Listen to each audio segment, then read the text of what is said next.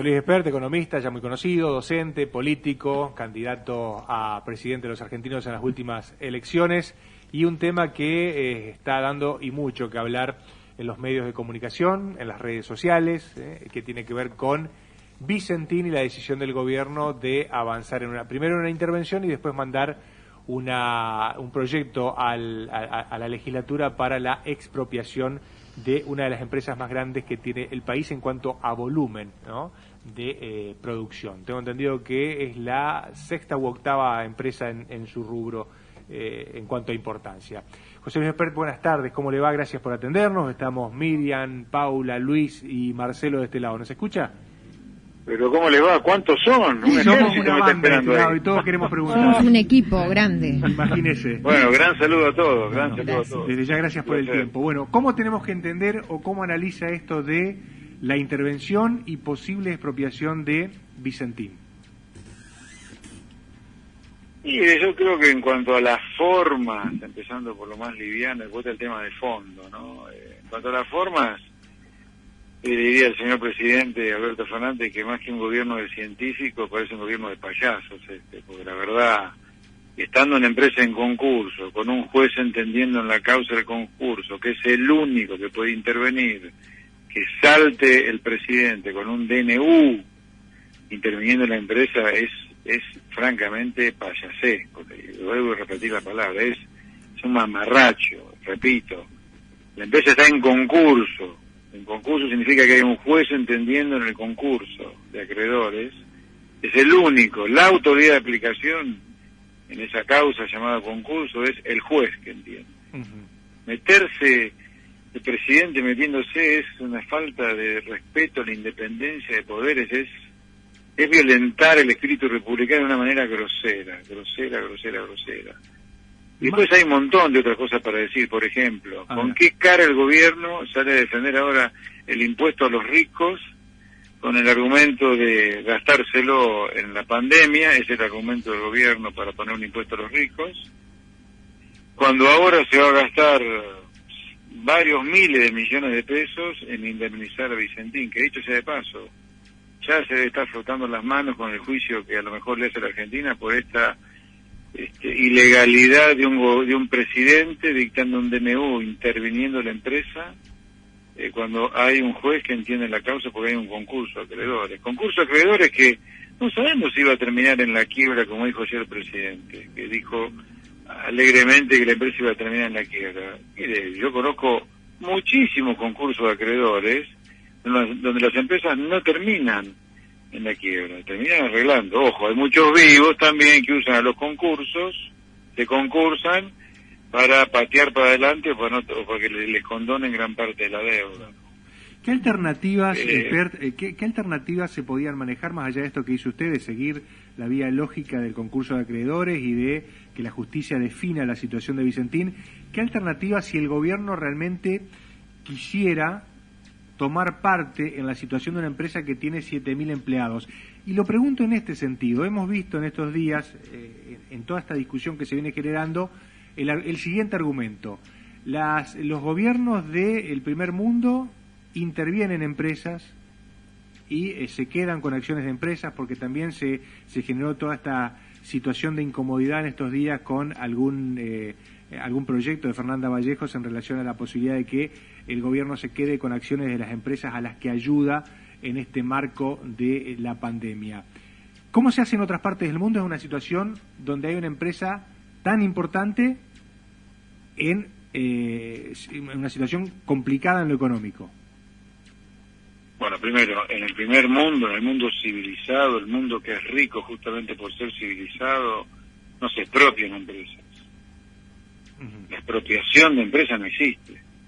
Que el Estado expropie empresas, habrá habido alguna, pero no ha sido noticia si fue alguna. Lo que sí hay, entonces primera cosa, expropiaciones no hay. Lo que sí hay, y que a la luz de lo de Vicentín es preocupante que acá se intente replicar, lo que sí hay es, como contracara, como contrapartida de ayudas que el Estado les da a las empresas en el medio de la pandemia para evitar que quiebren como consecuencia de las cuarentenas, es que los estados se hacen contra los fondos que le entregan a la empresa para que la empresa no quiebre y resguardar la fuente de trabajo, toman acciones de las empresas en garantía o del bien uso del dinero prestado o de la devolución del dinero prestado si es que era una deuda en lugar de un desembolso directamente. A la larga o a la corta, más a la corta que a la larga, los estados de los países civilizados que toman en garantía acciones de las empresas que son ayudadas por los gobiernos, se rescatan y se devuelven las acciones si es que la empresa invirtió bien la plata, si era un desembolso, o cuando la empresa devuelve la plata, y con grandes ganancias para los gobiernos, porque las empresas se han capitalizado en el medio. Ahora, esto, luego de Vicentín, me parece que no es el proyecto de Fernando Vallejo, es quedarse con un pedazo de las empresas. Entonces, primera cosa, expropiaciones de empresas grandes en el mundo no ha habido. Lo que sí ha habido es contra las ayudas transitorias que los gobiernos se hacen de las acciones de las empresas ayudadas como garantía de que ese dinero va a ser bien utilizado, o en el caso de que han sido préstamos, como garantía de la devolución del préstamo. No estamos hablando de lo que estamos hablando acá, de ninguna manera. Y además, bueno, sí, perdón. Siguiendo, digamos, esa línea, hablando de situaciones en el mundo y leyendo un poco, aparece la situación de Alemania y Lufthansa, digamos, la intervención que hizo y lo tomaban como algo similar. ¿Qué opina de eso? Y la otra pregunta que le acerco es si usted opina que hubiese sido mejor que por ahí una transnacional, porque era lo que más posibilidades hay es que intervenga y que compre las acciones de esta empresa. Digo, ¿usted lo ve como algo más positivo? Toda la discusión me parece una discusión que no ha lugar, absolutamente tirada de los pelos, una cosa que no corresponde discutir esto. Las empresas en el mundo quiebran, si es que quiebran, y si no arreglan con sus acreedores una reestructuración de la deuda, y si no, repito, quiebran. En el mundo de las empresas los gobiernos no se meten.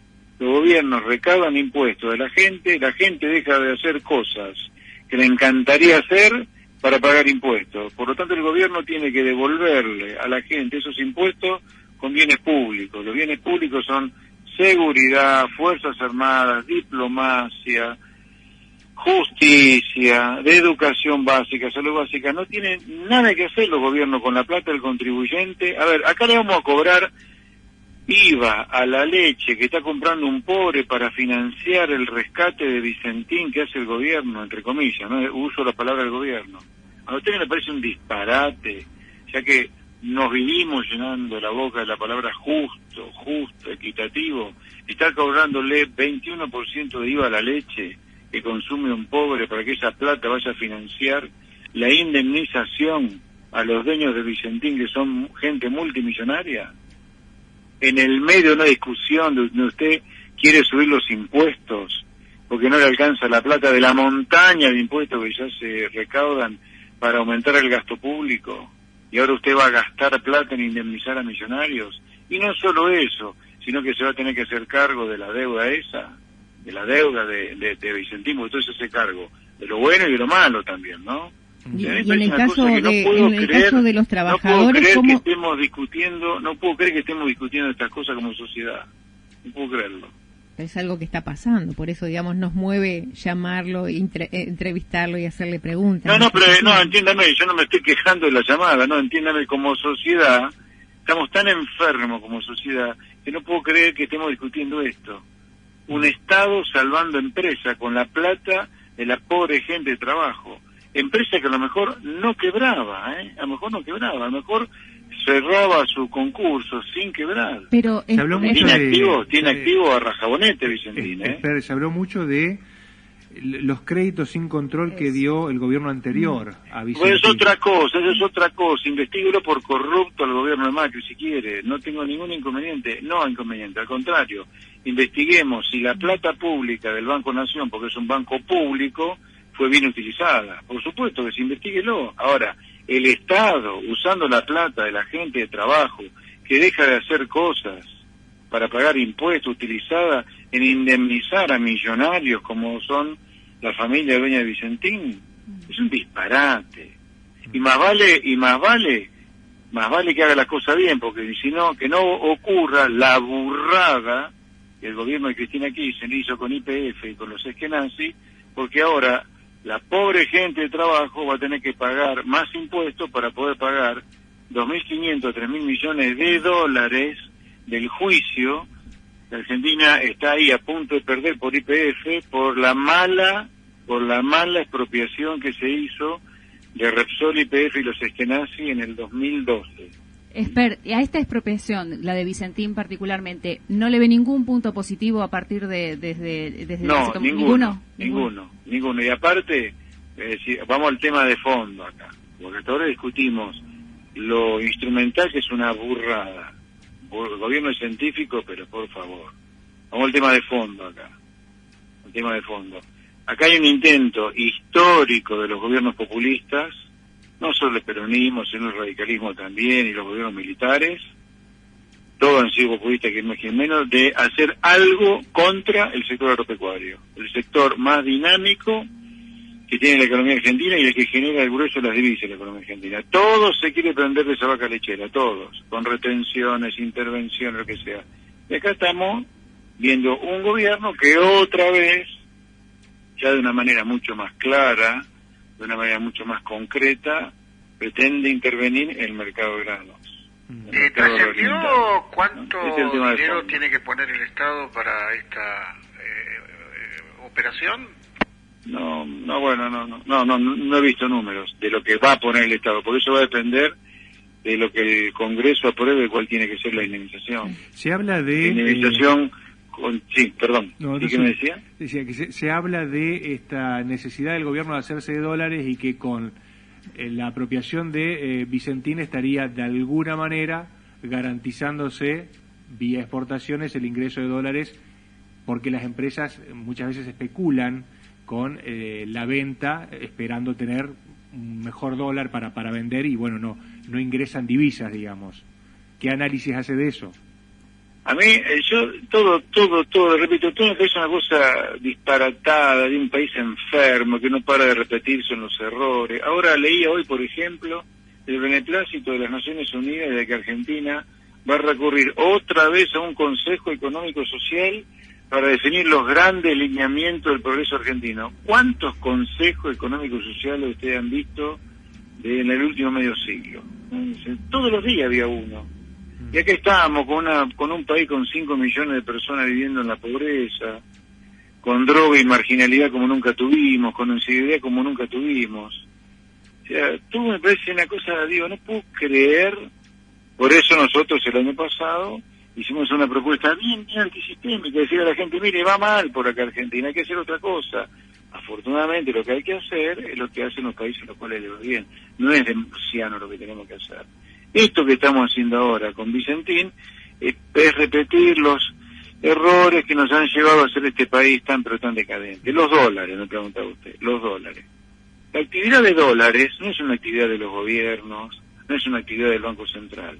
Los dólares son, en una primera instancia, de la cerealera, que son los que venden el producto afuera, y parte de esos dólares, ¿de quién terminan siendo? Del productor agropecuario, que sembró la sojita, el citrus, el tomate, con el cual se hizo jugo, no se hizo jugo y se lo vendieron para afuera. O sea, los dólares son del tipo que estuvo laburando el campo, un campo agropecuario, un campo de citrus, un campo de lo que sea. Y de la gente de trabajo los dólares. No es ni del Banco Central, ni del gobierno, ni del Poder Ejecutivo, ni ningún ente estatal es propietario de los dólares. Así que, si el que es dueño de los dólares se quiere quedar con los dólares porque es la cerealera que ya vendió los tomates o los citrus afuera, se quedó con dólares y quiere especular un tiempo con el dólar, está en todo su derecho. Y si después el productor agropecuario no quiere vender su mercadería, también está en todo su derecho, porque el productor es el que se quemó la frente en el campo sembrando, pasó angustia cuando le llovía justo que estaba por sembrar, o le vino una pedrada y le voló las plantas y se quedó sin el citrus para vender afuera. Nosotros entendemos todo eso al revés, digamos, todo al revés entendemos nosotros. En lugar de decir al Estado, che, recaudás impuestos como en ningún lugar del mundo. La gente de laburo, el que tiene un comercio, una empresita, está fundida pagando impuestos y fundida por la cuarentena. ¿Por qué no me rinden cuenta de qué hacen ustedes con la plata que recaudan? No, nos prestamos al juego del gobierno, que esto es para evitar la especulación y la soberanía alimentaria. Miren, vayamos a ver el ejemplo de Venezuela con la soberanía alimentaria. No tiene alimentos, ni papel higiénico tiene ya. Nos mienten y nos venden desde arriba, desde el poder, todos los buzones que quieren. Lo lamento mucho, pero así no nos va a ir nunca. Cuando se habla de Venezuela y la posibilidad de seguir ese camino, ¿es una chicana o usted lo ve como una realidad? Y en Argentina nunca digas nunca, todo vuelve, todo pasa, y con el kirchnerismo menos todavía, todo puede pasar. Ahora, yo le diría, hoy, a lo mejor en un mes estoy diciendo, mire, el camino era Venezuela al final. Hoy me parece que lo más probable es que el gobierno se quiera hacer de algunas empresas emblemáticas de ciertos sectores como Vicentín, en el caso agropecuario, que estén en problemas. Yo diría, si hay algún otro sector, en algún momento hay una empresa emblemática y encima enfrentada con el gobierno, o que el gobierno le tiene odio, como el odio del kirchnerismo al campo, y esa empresa entró en problemas, no dudaría en decirle sí, se la van a llevar, la van a expropiar. O sea, me parece que va más por ese lado que por el lado de estatizar todo y hacer un modelo chavista. Entonces, obviamente en el medio están los negocios acá. Hay negocios, seguro. Está bien. Los kirchneristas no se van a perder a hacer un negocito en estas transacciones, ¿no? Y en este sentido, digamos, ¿cómo ve a la oposición para tratar de que este caso testigo no termine siendo una especie de cataratas de empresas? Se habla que después de Vicentín se vendría Sancor, ¿no? Que es una empresa que hace rato que viene con problemas económicos y de... Bueno, la oposición está bastante ausente, yo la veo tibia. 100 diputados tiene Cambiemos. Recién ahora están abriendo un poco la boca con esto de Vicentín. Claro, Vicentín le financió la campaña Cambiemos, ¿no? Y tiene alguna fidelidad con su patroncito de campaña, tienen. Pero y de alguna manera... no han abierto la boca a lo largo de la cuarentena. Lo que pasa es que uniéndose con medio país, ¿no? Así como vemos un lado del otro, desde agosto del año pasado ellos ya no estaban en situación de afrontar los pagos de créditos y así todo. En noviembre, en una situación crítica económica de nuestro país, se le otorga, no siguiendo las normativas habituales del banco, un nuevo crédito increíble, ¿no? O sea, que eso tampoco creo que les permita hablar. Para recontrainvestigar, recontrainvestigar. Esto, a ver, mi oposición tajante a que el Estado use la plata de la gente de trabajo, la plata del contribuyente, para indemnizar a ricachones como Vicentín, o hacerse cargo de deudas, para la cual va a tener que salir a cobrar más impuestos, y además, porque no tiene nada que hacer el Estado metido en negocios privados, es una cosa, eso es un capítulo. Después, pero investiguenlo de punta a punta, el Banco Nación. Digo que por ahí no tiene la autoridad de pararse a hacer frente o ser oposición. Digo que por eso no tiene autoridad para hacer oposición en este caso y ser fuerte. Sí, no habría que descartarlo, pero yo creo que las operaciones del Banco Nación con Vicentín fueron por lo menos sorprendentes por el tamaño y la magnitud. Y hay que investigar de punta a punta al director, al presidente del director de aquel momento era González Fraga, ¿no? Sí. Sí, hay que investigarlo de punta a punta, eso por supuesto. Tal vez por eso... Bueno, ahora con el tema Vicentín han salido un poco con los tapones de punta, ¿no? En otros temas no han salido, eso es lo que me extraña. En este tema sí han salido, probablemente a defender en parte el honor de quienes lo financiaron en la campaña. Seguro. ¿Se usa la pandemia como excusa para avanzar en estas situaciones, digamos, o en estas oportunidades, o hubiese pasado igual? No sé, habría que frotar la lámpara para atrás. No, está bien, digo, en el sentido de que se veía... Yo creo que se usa la pandemia para avanzar sobre nuestras libertades, sobre el poder legislativo y la justicia, no tengo duda de eso no tengo duda. Acá se ha metido un miedo injustificado en toda la población para tenerla inerme e inerte, las dos cosas, tenerla petrificada, que se aguante, que se funda económicamente, porque está encerradita, cosa de gobernar por decreto, sin justicia y sin Congreso. Yo de eso no tengo la menor duda, que ya la cuarentena es una forma de gobierno, es un fin en sí mismo, no es un medio para evitar los contagios, porque no hay manera de evitar contagios cuando hay una pandemia. Está bien, al costo de destruir la economía como la están destruyendo, pero Si usted fuera civilizado, ¿qué haría?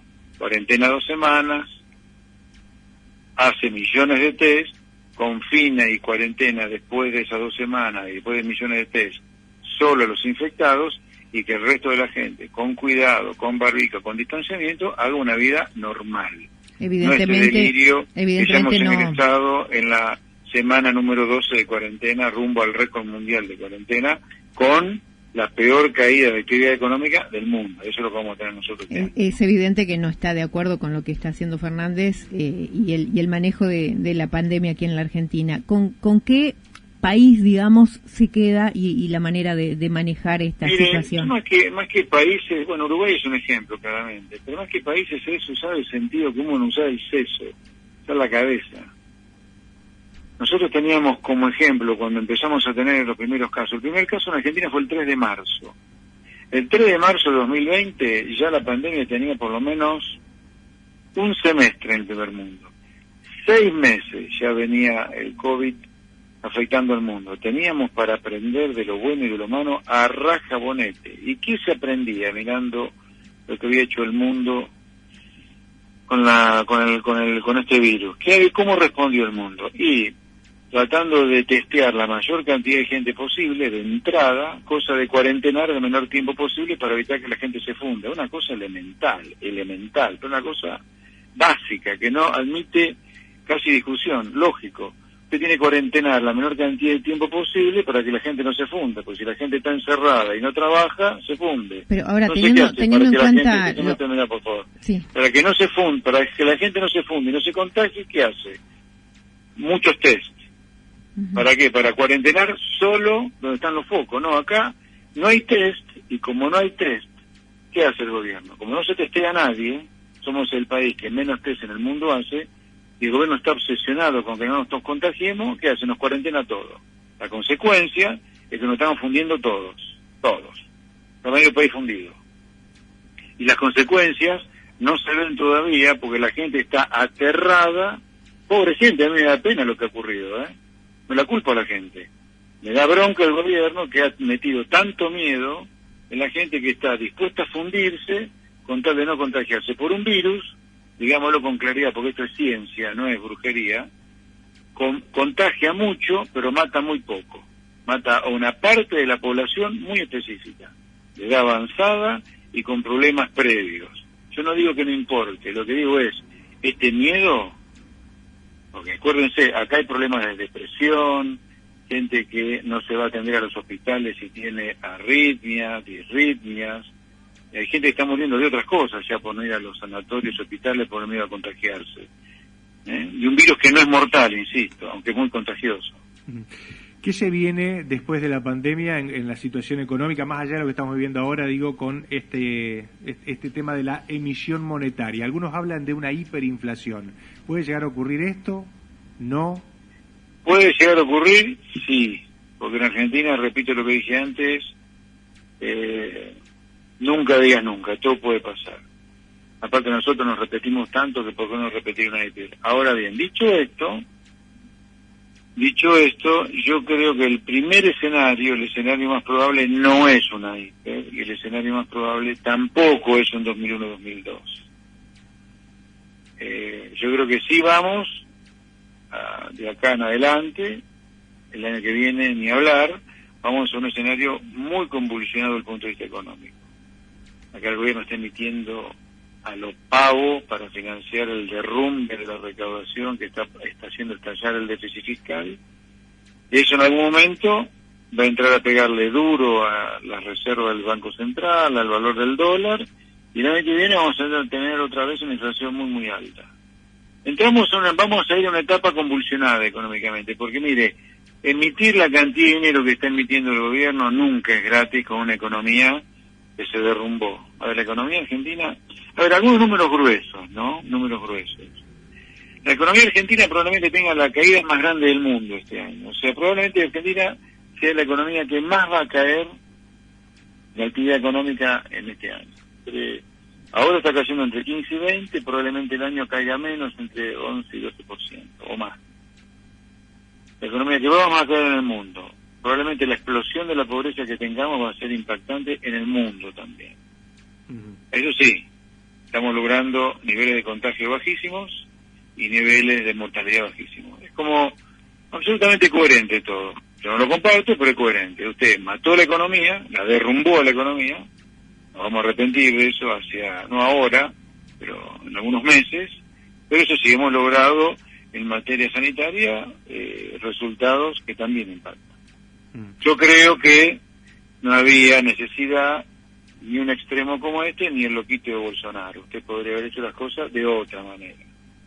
Cuarentenar algún tiempo, no 12 semanas, algunas semanas. Durante esas semanas que usted cuarentena a todo el mundo por igual, hace millones de test, luego de eso empieza a confinar solo a los donde están los focos de contagio. Porque acá ha ocurrido otra cosa que no ha ocurrido en el mundo. Acá están sitiadas muchas ciudades del interior. Usted no puede ir de la ciudad A a la B habiendo 80 kilómetros de diferencia porque han puesto tapiales, han puesto terraplenes. Es un delirio, además de lo ilegal e inconstitucional que es. Se mire hasta dónde ha llegado el miedo que el gobierno le ha metido a la pobre gente, que se han puesto terraplenes. ¿Sabe cuál es una medida mucho más civilizada que un terraplén? Testear a la entrada de cada pueblo. ¿No es más civilizado eso? Que le voy a poner un terraplén y que no entre nadie. La última... Es elemental. Sí. La última de mi parte, por una cuestión de tiempo. Así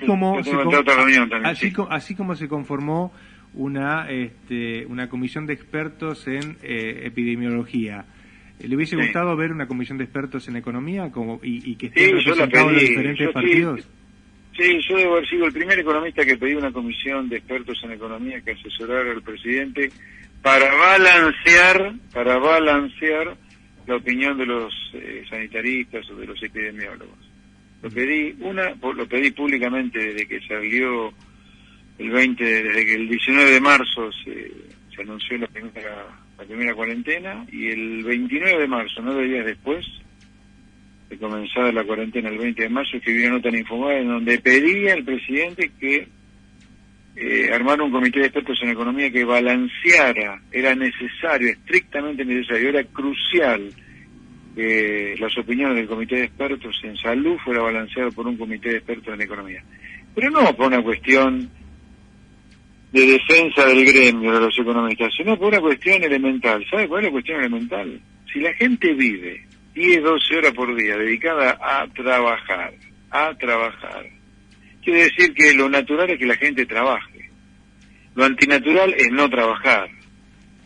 Entonces, yo digo, mire, como la cuarentena implica no trabajar, pongamos a hablar con los que saben de salud, a los que saben de economía, que saben del mundo del trabajo, que conocen las consecuencias económicas de no trabajar. Era una cuestión elemental, era balancear la opinión nada más. Está bien. José Luis no se hizo, lamentablemente. Ha sido usted muy amable en charlar con nosotros. No, un placer, muy buenas tardes. Muchísimas gracias, buena tarde. Chau, chau. Ahí estaba el economista José Luis Espert, contándonos un poco su visión de esta situación que estamos viviendo, ¿sí? Anclado todo en el caso Vicentín.